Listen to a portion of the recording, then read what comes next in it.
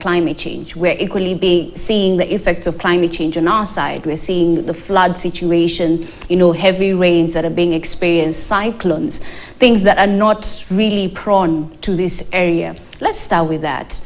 Do you think, in general, that as a country and as the world in general, are we really prepared for climate change? Yes and no. Okay. Yes, that beyond Kenya, the level of preparedness appears evidently well coordinated. And even next door in Tanzania, you saw how it reacted to the cyclone. What was it called? Hidaya. Yes. So globally, I think countries and people were prepared and remain prepared that the climatic changes were going to come the way they have come.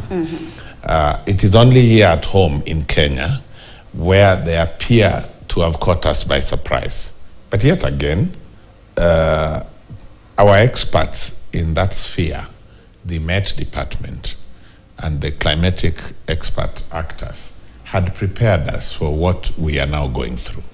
Yes. So we were prepared. The policies were put out in place. But then it seems implementing is a problem if the recent rains are anything to go by. Correct. And that's why I'm saying expert actors had prepared those in authority and those who live that this was going to come. And that's why you see that there has been an above average humanitarian support, I must say, in this respect. When you see people like Kenya Red Cross, organizations like Kenya Red Cross, driving this response, they are steady as you'd think they were government themselves. I am privileged to be a life member of Kenya Red Cross, and so I get first-hand information on the effects of the floods in the country from our coordinated WhatsApp group of Kenya Red Cross. And Kenya Red Cross has been able to pull many other actors into the humanitarian space to come and reach out to the flood displaced and flood integrated. Others are affected, but they are still integrated in their homes. But many are displaced and either in chiefs' camps or they're in schools or they're with neighbors. So you find the humanitarian aid targets needs that are food and non-food, even health-based, the mosquito nets, the water, the tablets that prevent waterborne diseases, etc. All right, so now that we've dived into response, yesterday we saw President William Ruto visit those who are affected in Mathare by the floods. And he did mention a number of things, from the fact that people need to be removed from riparian lands to the issue of the fact that the government will provide 10,000 per household. Even before we get to the issues, let's talk about Kenya's government's response. Many Kenyans have been decrying the fact that they've been terming it as let response. From where you see it as a life member of Kenya Red Cross and equally as a Kenyan, do you think we're getting what we deserve? No. I would call the response by government as plain as it is: too little, too late. Too little, too late, because even when we talk about yesterday, the 10,000 shillings per household, we live in this country. We know the cost of living today. So 10,000 hardly does any improvement to a person. And remember, in the non-informal settlement areas, we have households with diverse populations. You have a person, his spouse and children, maybe a house assistant, maybe an in-law. So when you put a global figure, an average figure of 10,000, who has done an assessment and found that that is what was needed? And that's where I say the humanitarian sector have done much better than government. As Red Cross, the first thing that is done is to go and do assessment. and then come back and say, this is what we have found in Tana River.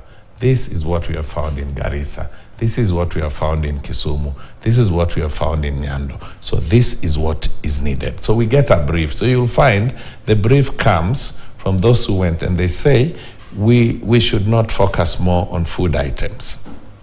So I think we must call out government because after all, we pay taxes to keep it here. We voted for it. And it cannot respond in the manner of just 10,000. I expected the president on Friday when he addressed the country to say, our emergency rainfall preparedness fund was of X amount of money. Your colleagues who were in State House on Friday, one or two, asked the president a question when he said he had directed the National Treasury to release funds. And I remember the question, Your Excellency, how much? He did not answer. This is the time to ask government questions. This is the time for the country to say, was there preparedness? Yes or no? Was there a fund kept? Yes or no? And if the answer is yes, how much was it? I don't have a problem. I don't have a problem, Ashley.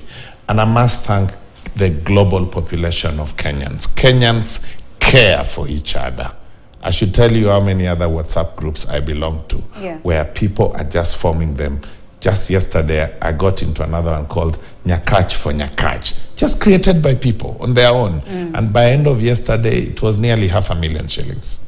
So you're saying Kenyans are doing the most? Yes, Kenyans are doing the most, and I want to applaud them. Kenyans are good keepers of their brothers. On the other hand, government is not doing what it should do. So what should government do? Maybe we need to start from Yes. Government, you see, government must be proactive and not reactive. I'll tell you, last week, after the presidential address, every cabinet secretary came up with something new. Salim Vuria wanted all passengers of boats to wear life jackets. This is something that should have already been in place. Exactly. Kipchumba Murkomen was saying he is considering closing a few roads. When you close, what happens? Kithure Kindiki was saying he had asked his national government administrative officers to give him a summary and a statistical report on dams that were overflowing. You see, everyone was waking up with something new. The deputy president was landing in Mai Mai with blankets and mattresses. I have a big problem with that. That's not how government should respond to crisis or to disaster, because this is a disaster. I expected the deputy president to land in Mai Mai with a contingent of Kenya Defense Forces, with alternative prefabricated housing structure, so that you restitute someone into some settlement, a roof of sorts in their head. 50 people are claimed to be dead, another 50 unaccounted for. You arrive with 1,000 blankets and mattresses for who? They're either in mortuaries or in health facilities. So a wrong way of responding. This is the same deputy president who has met to apologize for giving wrong reports. The reports Met remain vindicated today. The El Nino and the preparedness. The El Nino preparedness, exactly. Met were pushed to apologize by the person of the deputy president, perhaps for fear of reprisals. Today, who owes who an apology? So then, when we look at the disaster management in Kenya, how would you rate it? Let's say a scale of 0 to 10. About 3. Because there exists the National Disaster Operations Center that is quasi-independent. It sits on Nyayo House. It has been there time immemorial. It's not new. It has been there, NDOC. It works under the Ministry of Interior, it has always been there. We cannot have a situation, Ashley, where we react only when there has been an occurrence. We're reactive and not proactive. We need to be proactive. The National Disaster Operations Center is a quasi-department or an extension of the Ministry of Interior. And they have representation across the country, down to the assistant chiefs. So they should be able to have picked intelligence on potential disaster. The questions in many Kenyans' minds is, Yes. where are we going wrong as a country? Because it seems there is a problem. Where are we going wrong and how do we solve it? I have a few friends who are in government who they perform advisory roles to the state.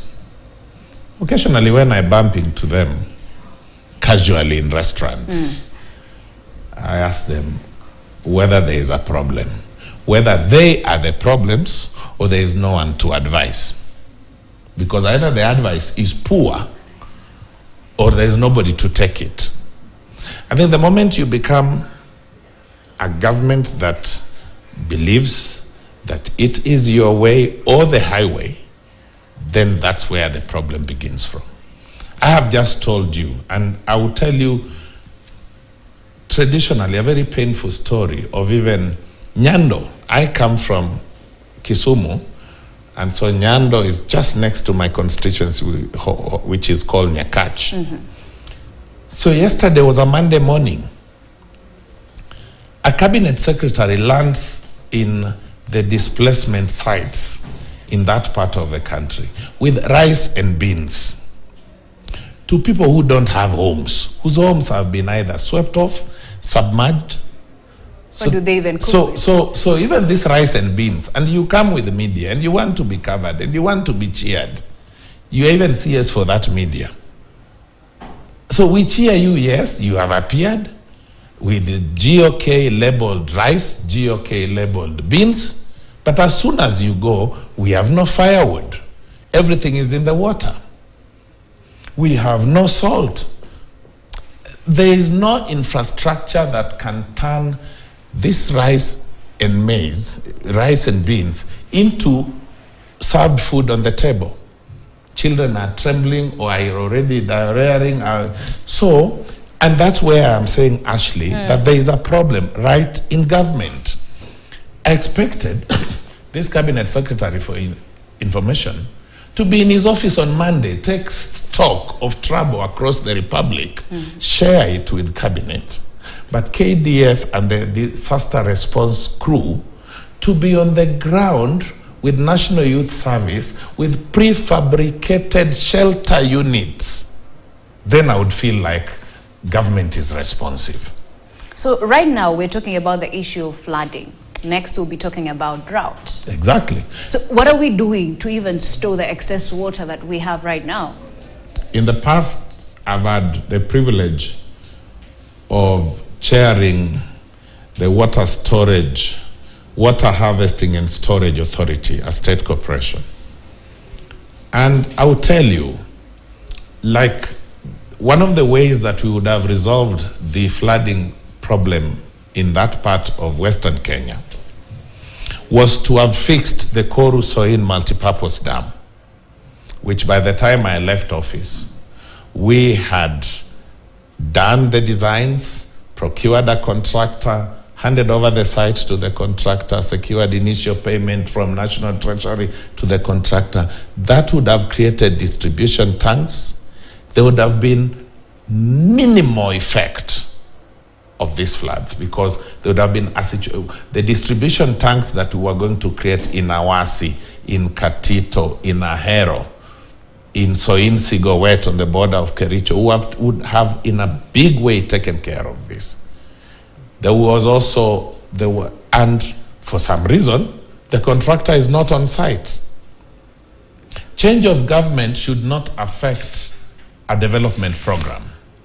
Governments are elected into office by the people for 5 or 10 years, 5 years, and they could get another 5 to make it 10. Yeah. But a responsible one will continue with a started program, because that program benefits the same citizens who have now voted for you. And it seems like in Kenya, every election year, we elect new people and we start afresh. Exactly. No continuation. And that is the problem, because governments are a perpetual succession animal. That's why you would only have the president and his deputy and cabinet secretaries and principal secretaries. Technical officers in government remain those who they were until they attain retirement age. Our trouble, which we must call as plain as it is that a government comes into power and it says, was there wisdom in that project in Kilifi? If I were it, I would be asking, was that project a project in Kilifi? I would have a problem if the project was in Pemba or in Chad. But if the project is in Kilifi, is in Kenya, that's ours. Let's complete it. And it goes down even to governors. There are several white elephant projects that have remained because it was started by a governor who is not in office. It goes down to the member of parliament. So our issue is governance as a country. So our issue is governance. You got it. Our issue is governance. And this is why, even going forward, the people must be able to be governance alert. The people must be able to be beneficiaries of civic education, to say, when government appears with the 10,000 shillings in Mathare, it deserves no clap. It deserves no clap. I want you to show me one person in Mathare who clapped for that 10,000. First of all, it's your tax. But no one is telling you from which kitty it is drawn. Where is the El Nino Emergency Fund? Questions that we all want answers Exactly. to. And we'll be continuing with this conversation after this break. Just allow us to take a short break. I'll leave you with Destination Africa.